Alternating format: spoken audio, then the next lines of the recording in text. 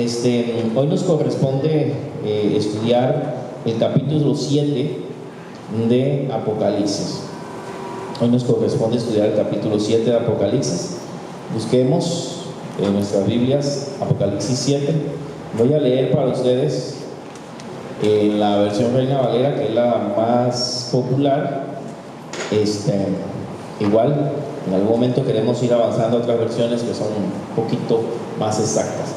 Pero en la Reina Valera dice así, versículo 1: después de esto vi a 4 ángeles en pie sobre los 4 ángulos de la tierra, que detenían los 4 vientos de la tierra, para que no soplase viento alguno sobre la tierra, ni sobre el mar, ni sobre ningún árbol.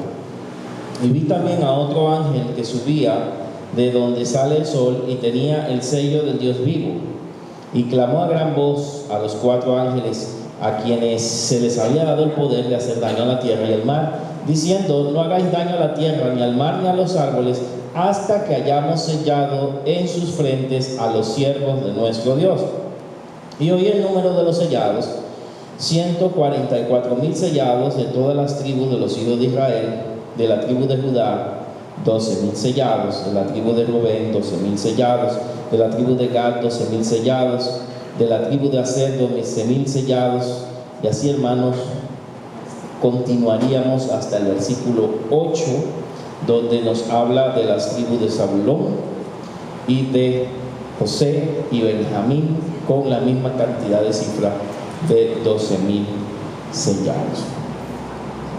Ok, recordemos algunas cositas, hermanos. Nosotros habíamos quedado, los que han estado viniendo, habíamos quedado en qué trompeta, en qué sello, perdón. Ahí va a aparecer trompeta, pero es sello. ¿En qué sello? ¿Número qué? 6. En el sello número 6, ¿verdad? Ahorita nos vamos a encontrar en un paréntesis antes de la séptima, el séptimo sello. Vamos a encontrarnos en un paréntesis. Se nos va a mencionar algo que ocurre durante los juicios mencionados. Los juicios que ya vimos, ¿verdad? Que se acuerdan de los jinetes, se acuerdan de todo eso que vimos. Pero si no se olvida, hablamos también de un grupo de almas que están delante del trono de Dios clamando. ¿Se acuerdan de eso? De ese grupo de almas. Y se menciona almas para darnos a entender que no están en un cuerpo todavía, que no están en una condición de resurrección o en una condición de vestidos, por así decirlo, sino que son almas que están en la presencia de Dios pidiendo justicia, pidiendo que Dios actúe. Bueno, esto parece que tiene relación con este capítulo que vamos a ver. Voy a correrlo porque es lo que ya hablé. Y el versículo 1 nos dice que habían 4 ángeles. Estos 4 ángeles que se encuentran en los 4 puntos cardinales están deteniendo el viento. Pero para nosotros el viento es una bendición, pero probablemente aquí están deteniendo algunos juicios que iban a venir sobre la tierra hasta que se haga algo con el número de personas que vamos a estudiar hoy, con los 144,000. Están deteniendo el viento según el versículo 1, ¿verdad? Ellos detienen los 4 vientos de la tierra para que no sople el viento alguno sobre la tierra. Entonces, un ángel con el sello de Dios detiene los juicios hasta que se haya sellado a los siervos de Dios en sus frentes, según el versículo 2.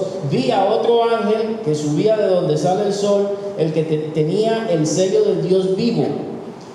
Y clama a gran voz a los 4 ángeles a quienes se le había dado poder de hacer daño a la tierra y al mar. Ojo con esto.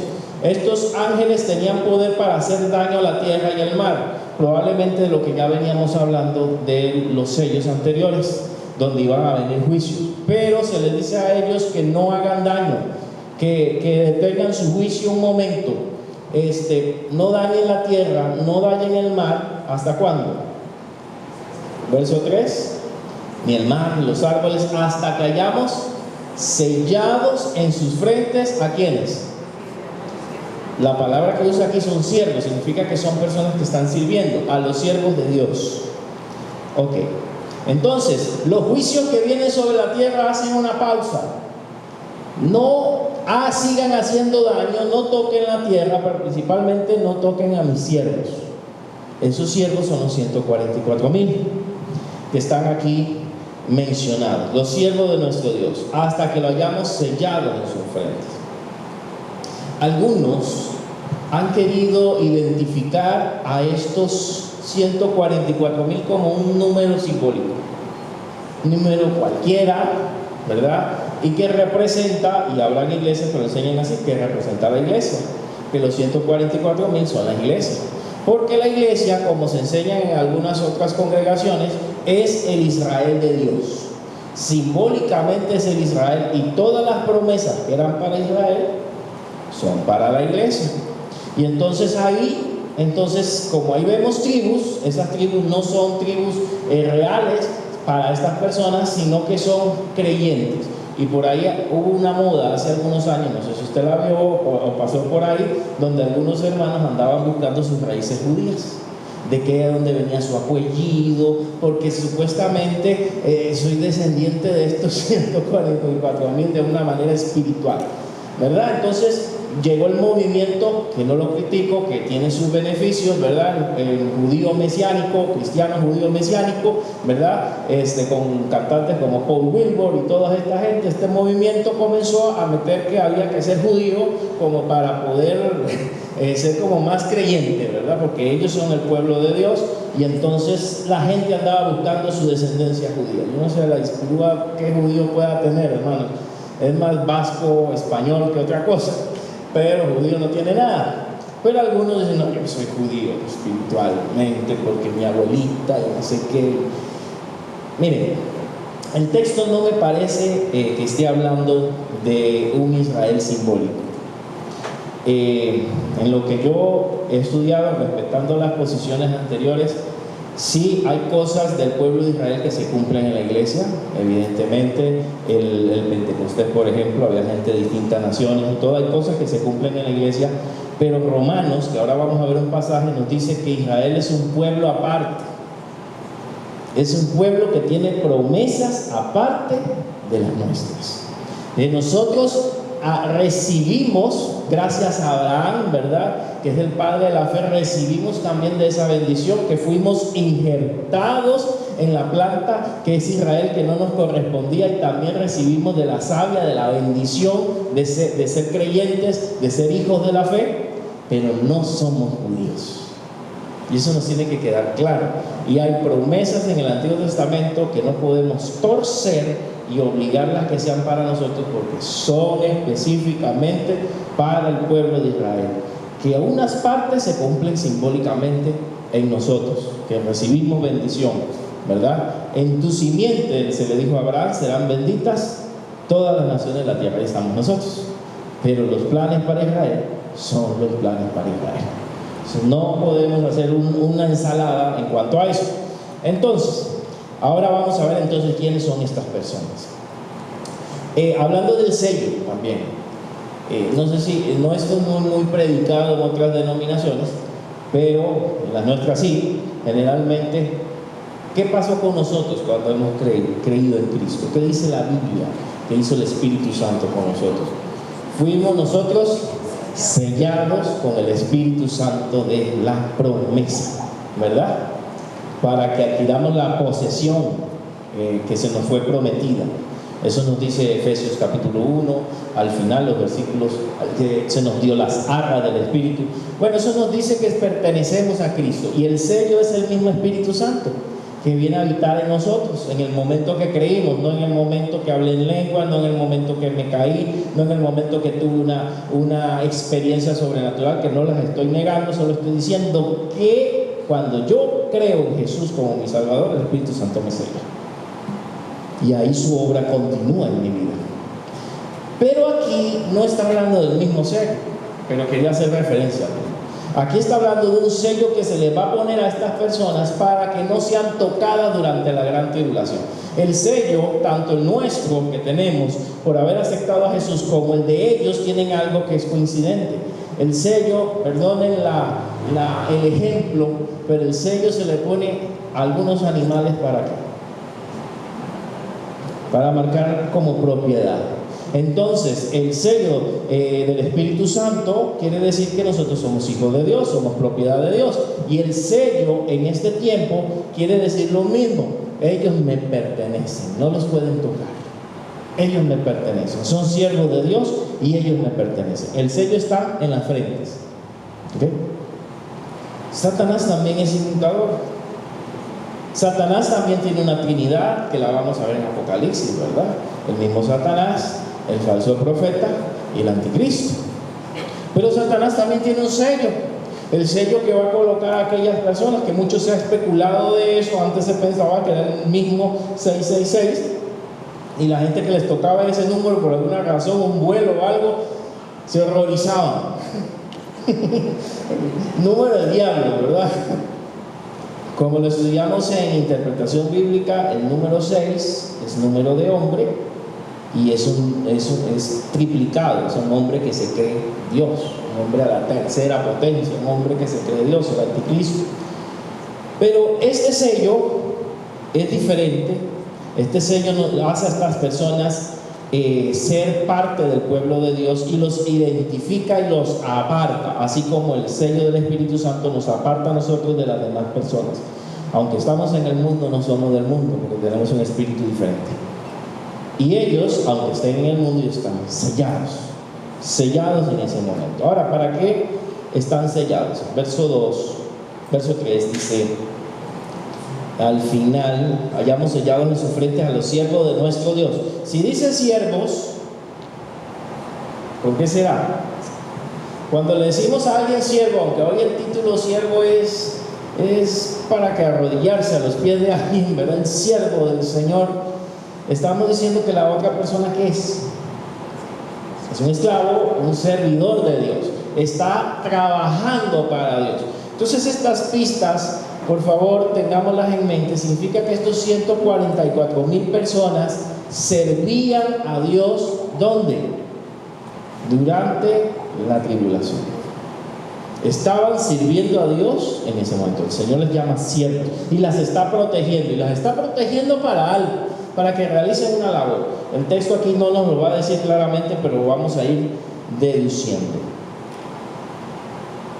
Ok, el ángel con el sello detiene los juicios hasta que hayan sido sellados los siervos de Dios. Veamos el versículo 4, vamos a caer. Y oí el número de los sellados. ¿Cuántos eran? 144,000 sellados. Y vea lo que sigue. ¿De todas qué? Las tribus de Israel. Entonces, los 144,000 sellados, ¿usted cree que si el apóstol Juan, que escribió esta profecía, siendo apóstol y caminó con Jesús y entendía bien que era una iglesia, no hubiera puesto directamente 144,000 de la iglesia o 144,000 salvos? ¿Por qué va a tirarlo de las tribus de los hijos de Israel? El texto claramente me está diciendo de a dónde pertenecen los 144,000. No tengo por qué espiritualizarlo, ni cambiarlo, ni alegorizarlo. 144,000 de las tribus de los hijos de Dios. Hubiera puesto de Dios, ahí caemos nosotros, hermanos. De los hijos de Israel, directamente Israel. ¿Ok? Entonces, la idea de que la iglesia esté aquí representada en los 144,000 tendríamos que dejarla, porque está hablando literalmente del pueblo de Israel. Y tan literal es que entonces me va a definir la cantidad por tribu. De esta tribu tanto. Bueno, sí, las tribus desaparecieron, pero los judíos siguen trabajando de alguna manera para buscar dónde están sus raíces. Ellos sí lo pueden hacer. ¿De qué tribus pertenecen? Y todavía las tribus desaparecidas, como Dan es una de las desaparecidas, que ahora voy a mostrar un gráfico porque ellos creen que algunas personas de Etiopía o de la India son pertenecientes a ellos, son raza de ellos. Entonces están buscando dónde está su gente, dónde están sus descendientes, ¿verdad? ¿Dónde están ellos ubicados? Entonces, nos va a dar una lista, que no la leí todo, pero quiero que veamos las tribus que están ahí. El versículo 5, ¿cuáles tribus? Ayúdenme, están ahí en el versículo 5, tribu de Judá. Ya sabemos que son 12,000, ¿verdad? Multiplicamos el número 12 por 12 para que nos dé los 144,000, 12,000. ¿Qué otra tribu hay aquí? Rubén. ¿Cuál más? Gad. En la 6, Aser. Después, Neftalí, Manasés. Y en la 7, Simeón. Tenemos Leví, tenemos Isaacar, Zabulón, José, Benjamín. Son 12,000 por cada tribu. Perdón, 12,000 por cada tribu. El número 12, ¿qué representa?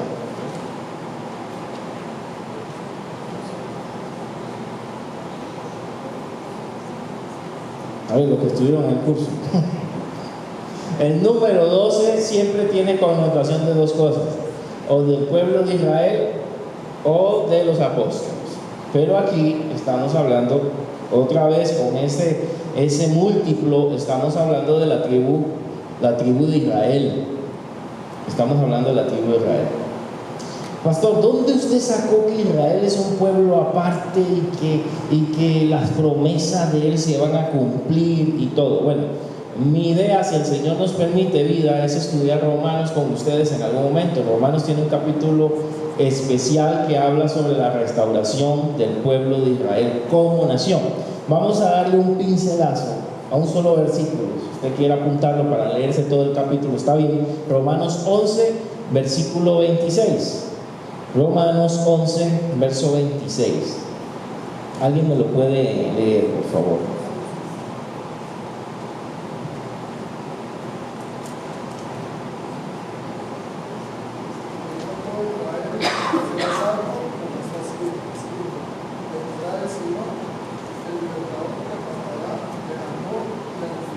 Y después todo Israel será salvo.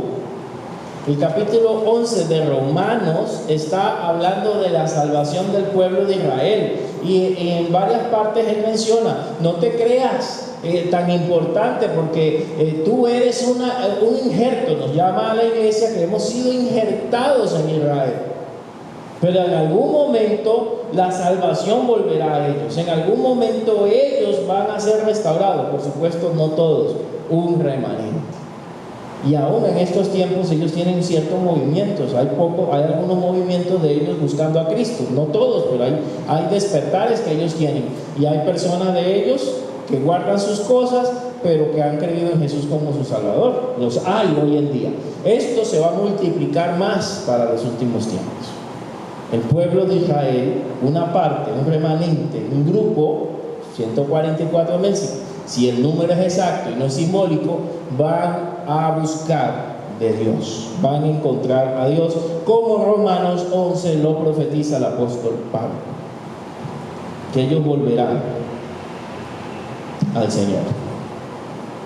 Así que las promesas que se le dio a Israel de ser cabeza de naciones, las promesas que se le dio a Israel que de ahí saldría el legislador para todo el mundo, eso se tiene que cumplir en los tiempos del fin, principalmente en el reino milenial de Jesús. Eso se tiene que cumplir de forma literal. Ojo, hay congregaciones que para el milenio es espiritual. El reino de Dios es espiritual y ellas están en el reino de Dios, ¿verdad? Entonces la teología va a ser la prosperidad, las finanzas, porque estamos en el reino de Dios. Usted ve que todas sus prédicas generalmente dicen la siembra del reino, no sé qué del reino, el pensamiento del reino, porque es una teología basada en el milenio. O sea, aquí no estamos ya para sufrir, estamos para disfrutar la gloria de Dios. Y no sé cómo esperan a Jesús, pero tienen esa idea de un reino en la tierra, prácticamente, una idea así. Y así nos los predican y nos los enseñan.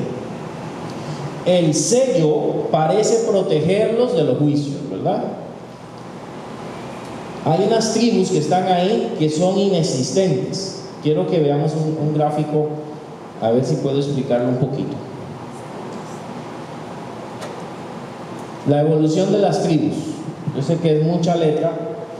Sin embargo, los patriarcas inician prácticamente en la profecía de Abraham hacia ellos en Génesis 49.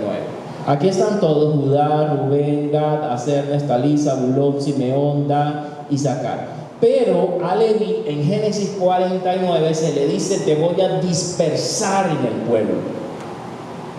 Y los levitas no tenían tierra, y los levitas no tenían propiedades, porque fueron colocados como servidores del templo y sacerdotes. Entonces esta tribu desaparece. José también, su tribu desaparece. ¿Por qué desaparece la tribu de José? Porque de alguna manera la bendición que era para José pasa para sus hijos. José en algún momento le pide a su padre, a Jacob, que bendiga a sus hijos, que eran Manasés y Efraín. José desaparece como tribu y más adelante solo se oye a la tribu de Manasés y Efraín. Aquí estos patriarcas desaparecen, Leví y José. Sí.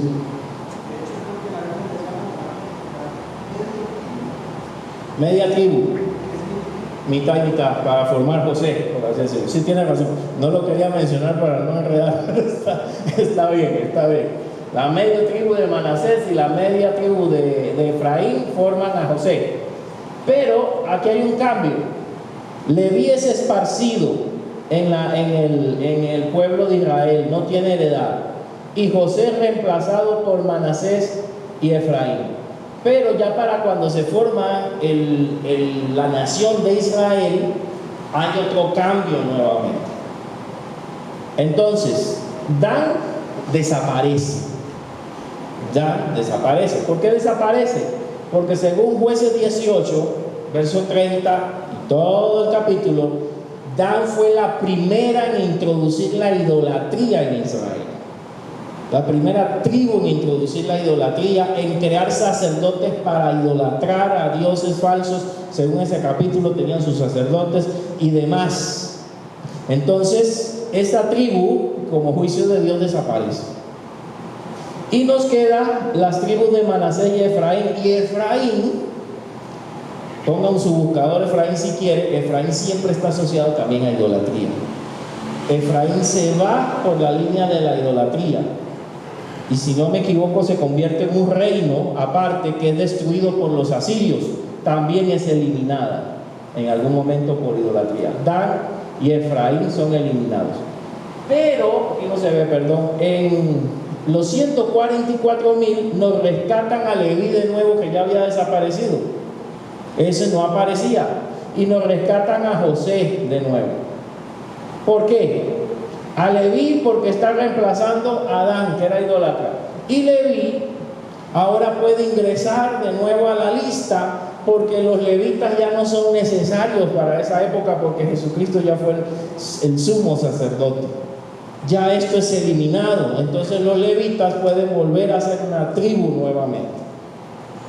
Y José, por la fidelidad de José, es vuelto a mencionar, se une. Ante la desaparición de Efraín, sigue José, y el término José se vuelve a utilizar para hablarnos de fidelidad. Lo que quiere contrastar es que las tribus que eran idólatras desaparecieron y permanecieron, y las tribus que sirvieron y fueron fieles a Dios.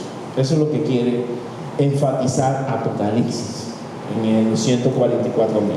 Entonces, si alguien busca en referencia, pero ¿por qué en un capítulo aparecen unas tribus? ¿Por qué en otros aparecen otras? ¿Y por qué Apocalipsis me menciona otras tribus, que estas dos tribus que nunca se han mencionado o no se mencionaron aquí? Esta es la evolución de las tribus. Van cambiando de acuerdo al periodo y de acuerdo también a los juicios o las bendiciones que Dios les da.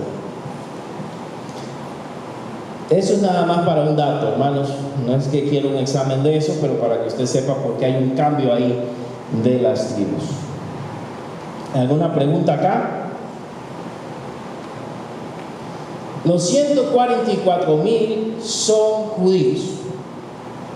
Quiero cerrar esta parte con que los 144,000 no hay forma de que sean espiritualizados. Son judíos.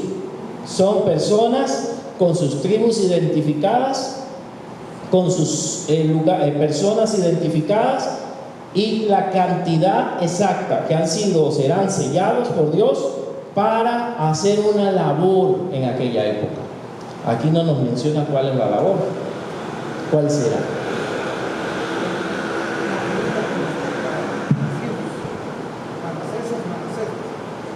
Sí.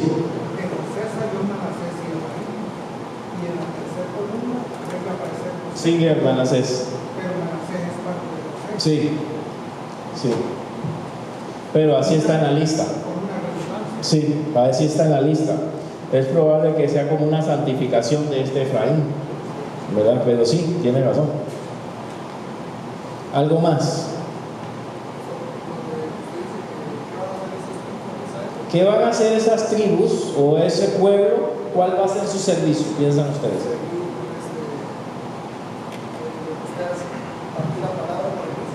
Predicar. Él dice que predicar. Ok. ¿Está bien? ¿Qué harán esas personas? ¿Cuál va a ser su trabajo?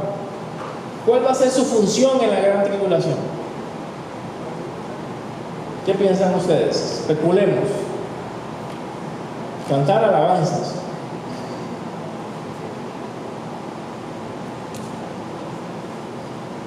Ok, no importa. Ahora la voy a volver a preguntar. Vamos a seguir. A ver si lo deducimos. Nos vamos a otro grupo. Ahora salimos de duda. Nos vamos a otro grupo que son las multitudes vestidas de ropas blancas. Verso 9. ¿Cómo nos dice qué es lo que hay? Después de esto miré y aquí una gran multitud. Ojo, una gran multitud, la cual nadie podía contar. Quiero preguntarles, ¿son los mismos?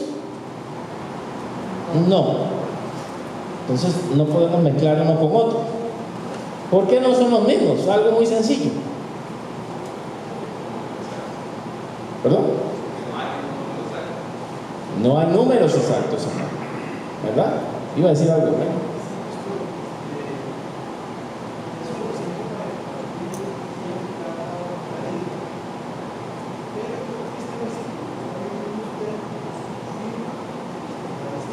Sí. Israel.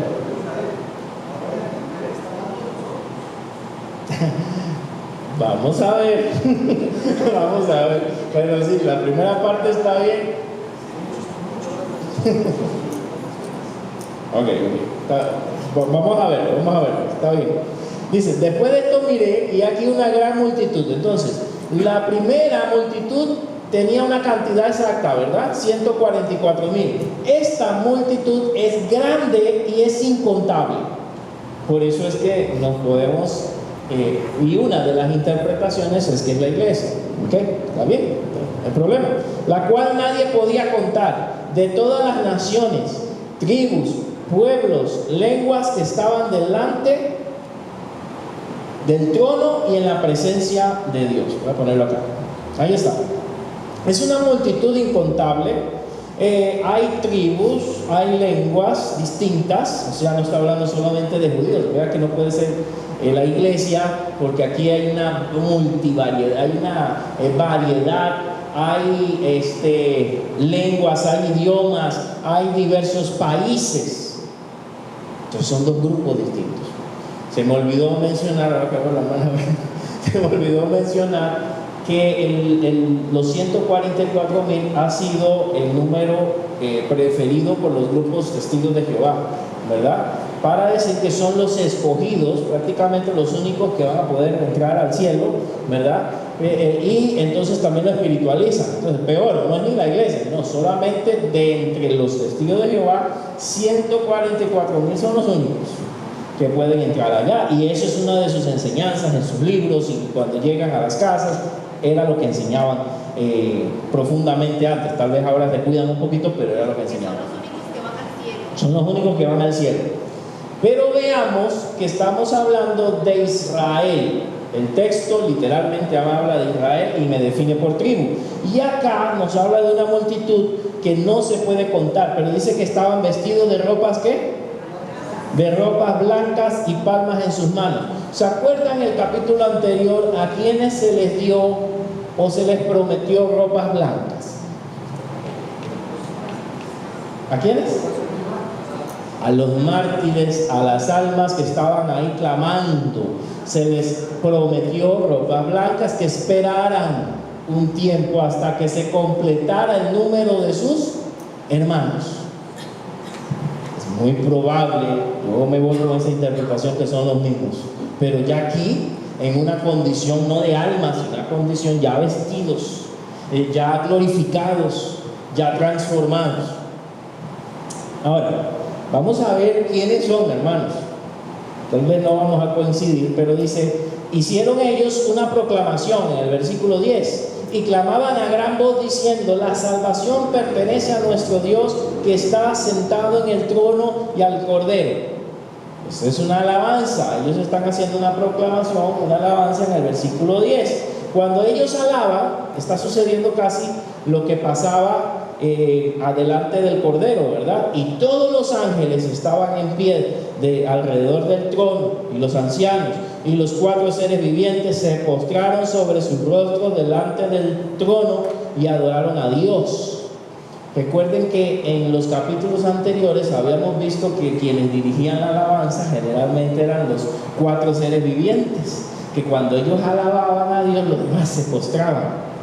Pero aquí entran en escena estas personas, alaban a Dios, y hasta los seres que dirigían la alabanza se postran, porque estas personas son personas muy especiales por lo que han vivido. Están adorando a Dios. ¿Y qué es lo que dicen? Verso 12, diciendo: amén, la bendición y la gloria y la sabiduría y la acción de gracias y la honra y el poder y la fortaleza sean a nuestro Dios por los siglos de los siglos. Y si usted observa en el verso 11, ¿quiénes se postraron? 2 ancianos, los 24 ancianos, ¿verdad? Los 4 seres vivientes. No veo aquí una pelea por nadie figurar, ¿verdad? No veo una pelea por quién preside la adoración aquí, ¿verdad? Ellos están conectados, y si este pueblo adoró a Dios, nosotros también adoramos. Es interesante. Al principio están adorando los querubines, y acá los que están iniciando la adoración son estas personas, y los demás responden en adoración. No sé cómo explicarlo, pero no solamente la congregación debe adorar, también los líderes, también los adoradores, y a veces se debe invertir. Vea que hay inversión, todos adoran a Dios, los que sirven y los que están también en otra posición, y cambian de posiciones. Delante de Dios no hay posiciones, todos están en una función de adoración, todos. Ahora vamos a lo más difícil. Ya Don Mayno nos dio una teoría. ya se va a retractar, ¿verdad? Nos dio una teoría, y es una teoría teológica existente, o sea, existe. Él no está inventando, existen en iglesias. Versículo 13, vamos a descubrir la identidad, hermanos. Usted me va a ayudar. Y créame que me fui también a los originales para ver si había algo distinto, y bueno. Dice: uno de los ancianos le pregunta a Juan, ¿verdad? Verso 13, uno de los ancianos habló diciéndome: estos que están vestidos de ropas blancas, ¿quiénes son y de dónde han venido? O sea, uno de los 24 ancianos se acerca a Juan y le dice: ¿estos de dónde vienen? ¿Quiénes son? Estos que tienen vestidura blanca. Y Juan: ¿y qué voy a saber yo? Dímelo tú. Tú lo sabes. O sea, era una pregunta para que él pensara o analizara o le prestara atención. Tal vez solo estaba de espectador viendo, y analiza quiénes son estas personas, y es para nosotros importante. ¿Qué le dijo? En el verso 14 yo le dije: Señor, tú lo sabes. Y él me dijo: estos son léalo usted y busque todas las versiones que pueda, por favor.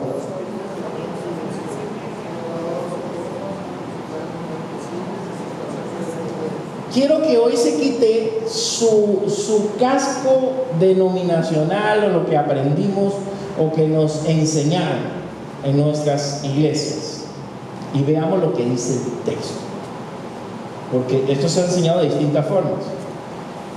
¿Quiénes son ellos? Búsquelo en otras versiones. Si alguien tiene otra versión, la nueva versión internacional o la Dios habla hoy, por favor, me puede ayudar leyéndola para ver si hay una traducción distinta. Yo tengo nueva versión internacional. Léala. Sería el 14, ¿verdad? Sí. Eso usted lo sabe, mi señor, respondí. Él me dijo, aquellos son los que están saliendo de la gran tribulación. Han lavado y blanqueado sus túnicas en la sangre del Cordero. Estos son los que vienen saliendo, dice otra versión, de la gran tribulación. Bueno, quise buscar a ver si tal vez es error de interpretación, pero no, todas van por ahí. Todas van por ahí y en el original parece que esa es la traducción más correcta, los que vienen saliendo. Recuérdense que se les dijo a las almas, esperen hasta que el número de los consiervos suyos se sumen a ustedes, se complete el número. Parece que son esos. Estos son los que vienen saliendo, o sea, ya se completó el número, salieron de la gran tribulación. Es lo que dice el texto. Pero las iglesias a veces, o las denominaciones, para querer acomodar un poco el asunto, entonces no, hay que ser la iglesia. Y eso es lo que vienen saliendo, se está refiriendo a los que ya fueron eximidos de entrar a la gran tribulación porque ya fueron arrebatadas por el Señor en el rapto. Pero el texto no me dice eso. Yo le estoy añadiendo mi posición y lo que me enseñaron. El texto solo me dice sencillamente los que vienen saliendo, o los que salieron, o los que han salido de la gran tribulación. No tengo que forzar nada. Nada le tengo que añadir para acomodar una posición. Son los que han salido de la gran tribulación. Entonces, ¿qué pasó con los de antes? Es otro tema. Está hablando de la gente, ahí confirma la posición que tú tenías desde el principio, ¿verdad? Desde la gente que muere ahí en el periodo de la gran tribulación. Son los que vienen saliendo, los que están saliendo, como dice la versión, de la gran tribulación. No, que esos son los que fueron eximidos, los que fueron arrebatados. El texto me está dando a entender de personas que están siendo completadas, un número de personas que están muriendo y están acomodándose a una cantidad que ya se nos mencionó en el capítulo anterior. Entonces, podríamos determinar, si respetamos el texto, que estamos hablando de los salvos en el periodo de la gran tribulación. Yo quisiera ver la iglesia ahí, pero tengo que forzar el texto para acomodarlo y no es correcto, no lo puedo acomodar. Está hablando de la gente salva en aquel momento, la gente que, como leímos en el capítulo 6, iban a ser mártires, que la palabra podía ser decapitado o mártir, que no estaban completos en ese momento, que se les dice que van a recibir, ¿verdad? Que esperen un poco de tiempo, pero aquí ya está delante del Cordero. Ahora, vuelvo a hacer la pregunta que les hice un minuto atrás. ¿Cuál era el trabajo de los 144,000? Ahora conéctelo con esto. ¿Cuál sería el trabajo de los 144,000 que eran siervos de Dios? Aquí no se nos dice que estos eran siervos de Dios, solo se nos dice que ellos habían muerto por la palabra en el capítulo 6, estamos hablando de las mismas personas, ¿verdad? Por causa de la palabra. De esto se nos dice y del testimonio. Los de 144,000 se les da el título de siervos. Entonces, ¿quiénes son estos? ¿O cuál era el trabajo, mejor dicho, de los 144,000? ¿Qué hacían ellos?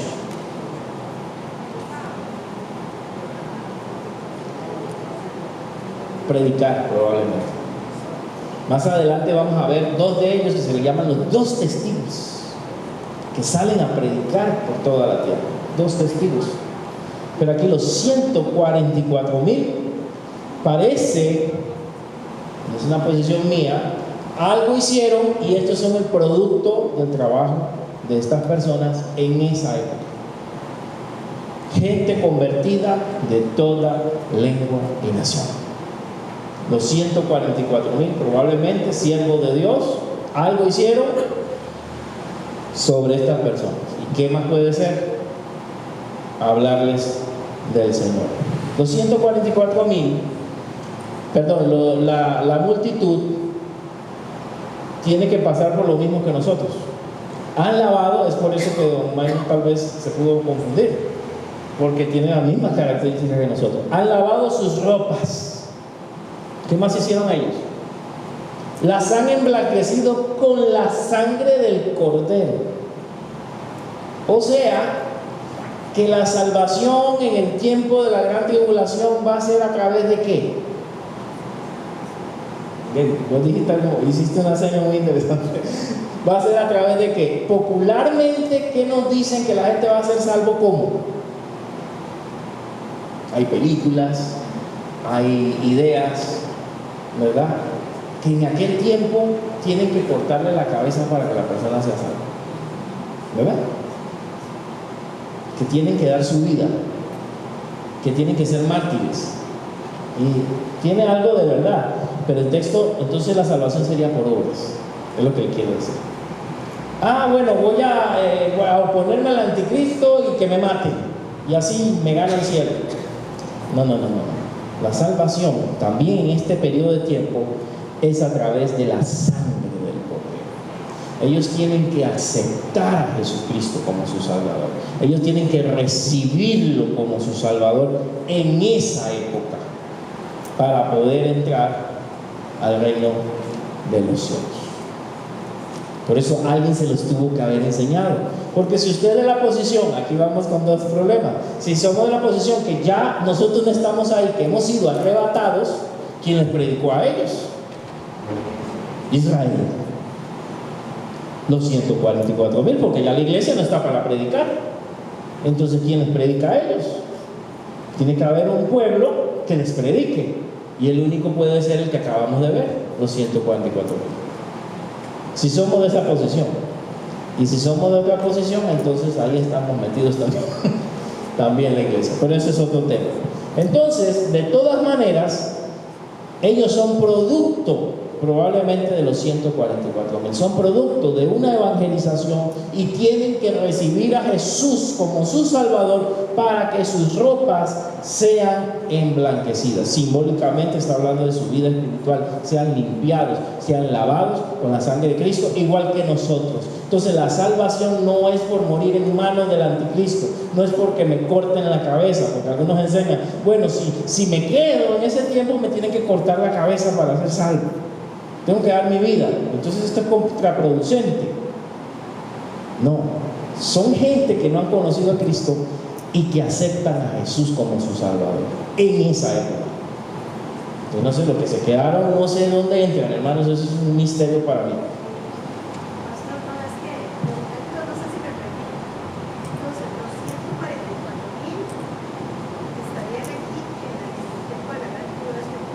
Estarían en ese periodo, sí. ¿Ellos no se habían ido del rapto? No, porque ellos no son iglesia, son Israel.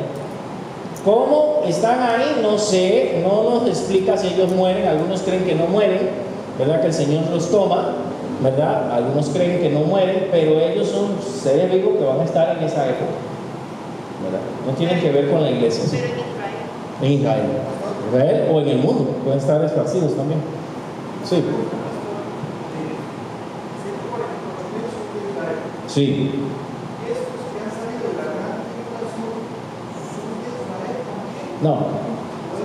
No, recuerde que volvemos de toda lengua, linaje, tribu y nación.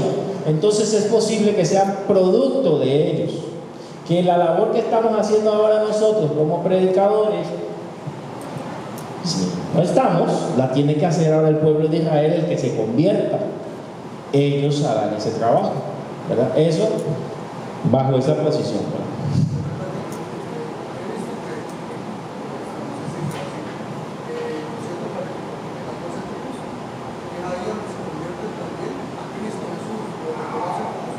Sí. Sí. Sí, exactamente. No quiero adelantar. Ok. Dos pueblos, tenemos dos pueblos. El pueblo de Israel, con los 144,000, porque no son todos los pueblos de Israel, y tenemos la multitud. Pero ¿quién le predicó a los de Israel? Eso es interesante también.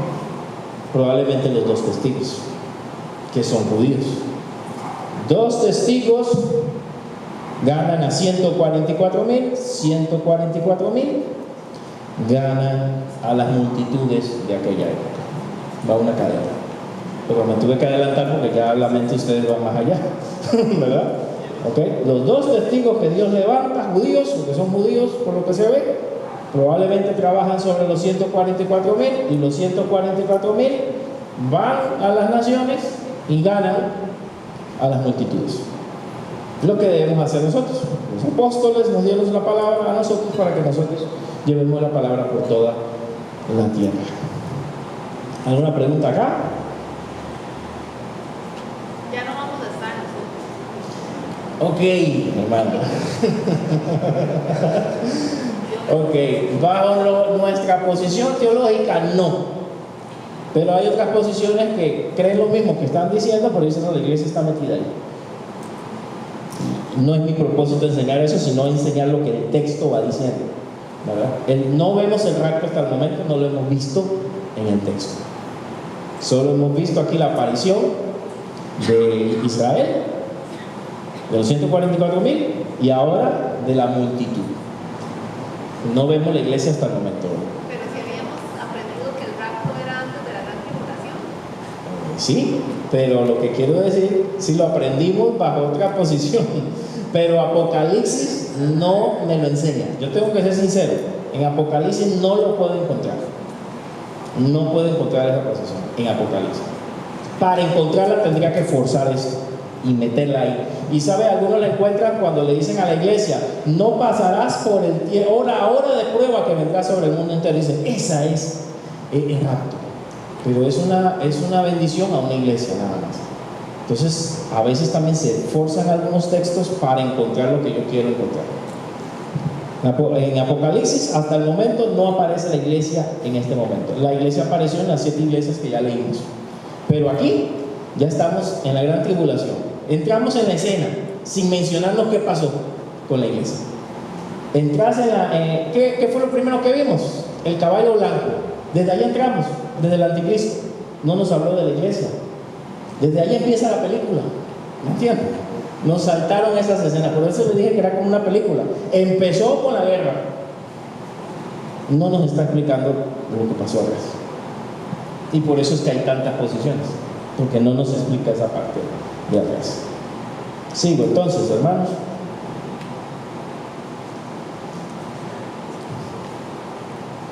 ¿Dónde están ellos? Delante del trono de Dios.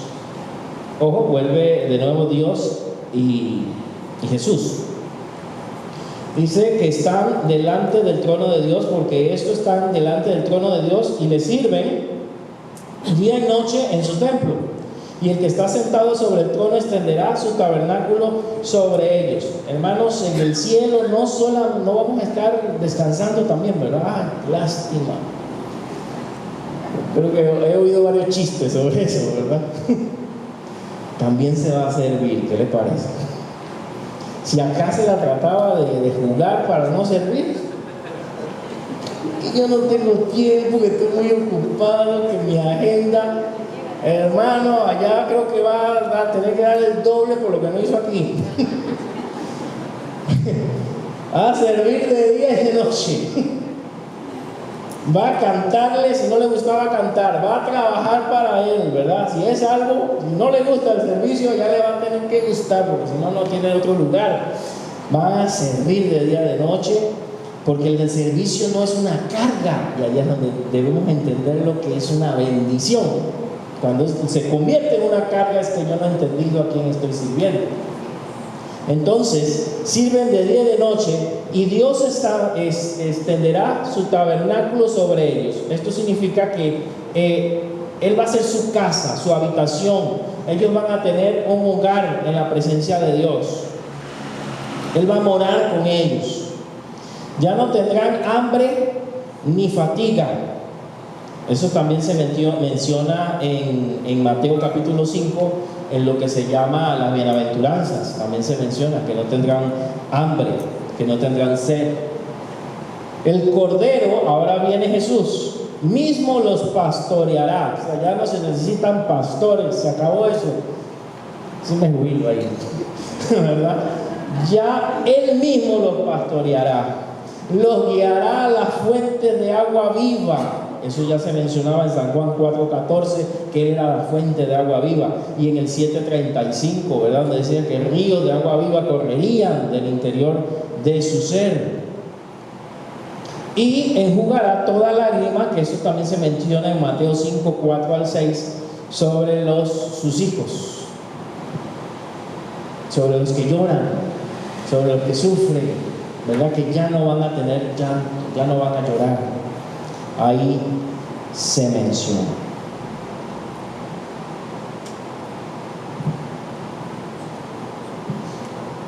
¿Ok? ¿Alguna pregunta hasta acá? Ya vamos a ir concluyendo.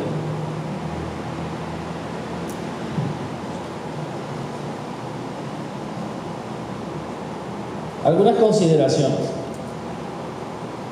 En lo que ya le mencioné, estas personas parecen ser las anteriores almas mártires que esperaban justicia y se le dieron vestiduras blancas, en el capítulo 6, versículo 11. Parecen ser las mismas que están ahí. Esto es mi idea. Es probable, no lo puedo poner como algo asegurado, pero es probable que sean producto de la predicación de los 144,000. Que estas multitudes sean producto del servicio de los 144,000. Por algo están en el mismo capítulo. Y los 144,000 parecen haber sido protegidos, según el capítulo 7:1. Y las multitudes parecen haber sufrido. Vea el contraste. Unos fueron protegidos con el sello de Dios para que pudieran cumplir su labor, y estos tuvieron que ser mártires. Y eso sucede hoy. Vean nuestras iglesias, cómo son. Acá nadie nos persigue, tranquilos, buscamos a Dios, tranquilos entre comillas, porque nos ponemos más fríos que el aire acondicionado, ¿verdad? Y en otros lugares hay gente dando la vida por Jesús. ¿Cómo Dios determina quién? No sé, pero así pasó también con ellos. Los 144,000, ya eso lo vimos, tienen un grupo definido, según el capítulo 7, versículo 4, mientras que las multitudes son incontables, no son las mismas. Los 144,000 dicen ser de Israel, claramente, y lo repiten cada versículo, de la tribu de Israel, etc. Las multitudes dicen sencillamente de toda tribu, lengua y nación. Entonces, vemos de que no podemos espiritualizar los primeros para forzar meter a la iglesia ahí. Pero hay gente que lo ha hecho. Yo necesito ver la iglesia ahí, entonces los 144,000 son la iglesia. O los de la tribu, lengua y nación son la iglesia. El problema es que dice que han salido de la gran tribulación. Y esta frase nos daña toda la idea de que seamos nosotros. Se está hablando de las personas de aquella época que se convertirán. ¿Alguna pregunta o aporte? Sí. Los anteriores habla de que va a enjugar toda lágrima. Exactamente. Debe haber lágrimas. Ahí está. Tal vez no es que haya lágrimas, pero está indicando que sufrieron. Y más bien, gracias por el dato.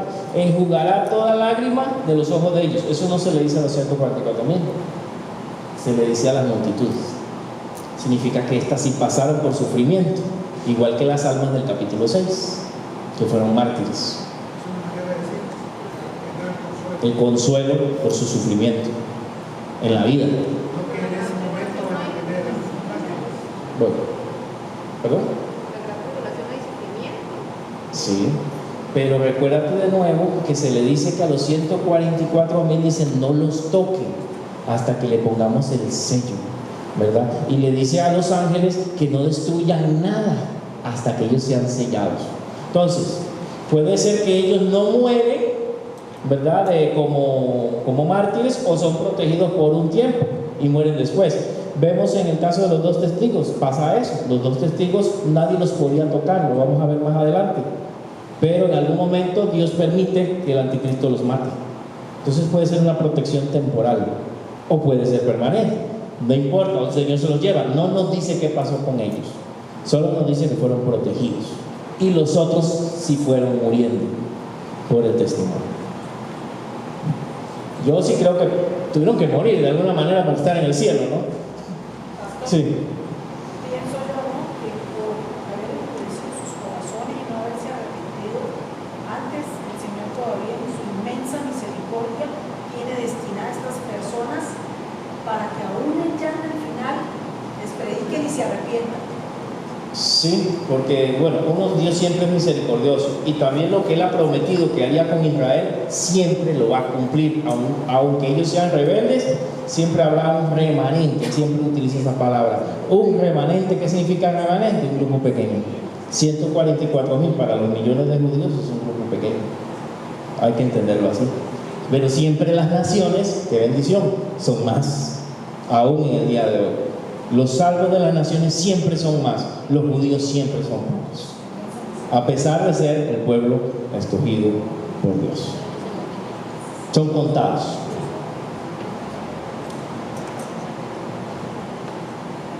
Como ya los veo con cara triste, concluimos, hermanos.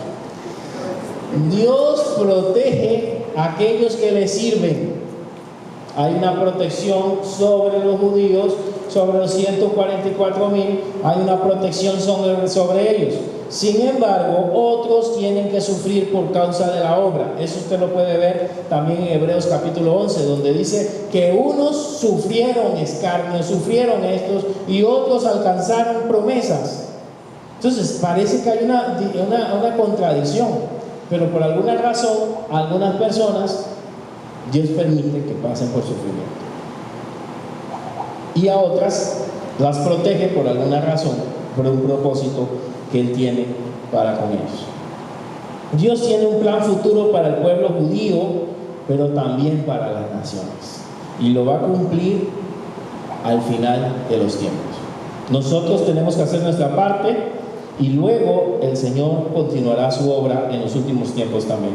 La evangelización es y será parte del plan de Dios para el tiempo del fin. Es ahora y lo será en el futuro. Y si la iglesia no hace su trabajo, qué triste, porque otro lo hará. Si nosotros no hacemos, por eso dice, si las piedras no hablan, si ustedes no hablan, perdón, las piedras hablarán. Si nosotros no hacemos nuestro trabajo, Dios levantará otro pueblo. Ahí los 144. Algunos creen que porque la iglesia está cayendo en esta apatía que viene cayendo, Dios tiene que levantar a estos para que terminen de hacer la obra que nosotros ya hemos dejado de hacer. Qué triste que sea así, espero que no sea así, ¿verdad? Ya la iglesia no funciona, ya no evangeliza, ya no hace nada. Bueno, adelantemos eso.